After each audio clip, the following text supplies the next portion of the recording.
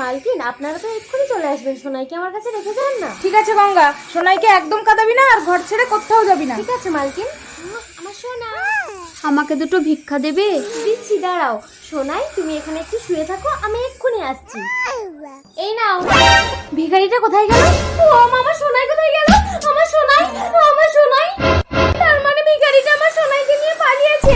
ও মা গো, আমি মালকিনকে কি জবাব দেবো? আমাকে তো মালকিন মেরে ফেলবে। না, আমি পালিয়ে যাই।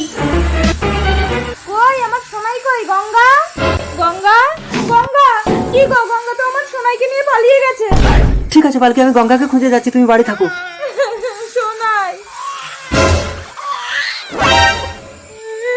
এই তুই কে? আমার ঘরে ঢুকে আমার সোনাইকে দুধ খাওয়াচ্ছিস? না, এ আমার ছেলে। না, সোনাই আমার ছেলে। না, আমি একে দেবো না।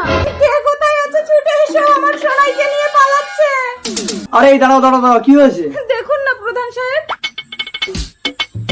প্রধান সাহেব, তার মানে পরিষ্কার এই বাচ্চা। না প্রধান সাহেব, এ আমার ছেলে। কি করে? ওর কোনো সন্তান হয়নি বলে ওর স্বামী আমার ছেলেকে এনেছিল। প্রধান সাহেব, এদের দুজনকে বলুন বাচ্চাকে বুকে দুধ খাওয়াতে, তাহলেই প্রমাণ হয়ে যাবে এই বাচ্চা কার। হ্যাঁ, তাই হবে।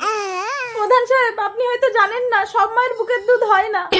এই মাথা মোটা দল, তোরা চুপ কর। দেখি বাচ্চাটা আমার কাছে দাও তো।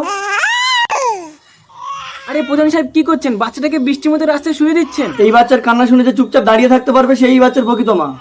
আমাকে চুপচাপ দাঁড়িয়ে থাকতে হবে। না সোনাই, আমি যে তোর মা।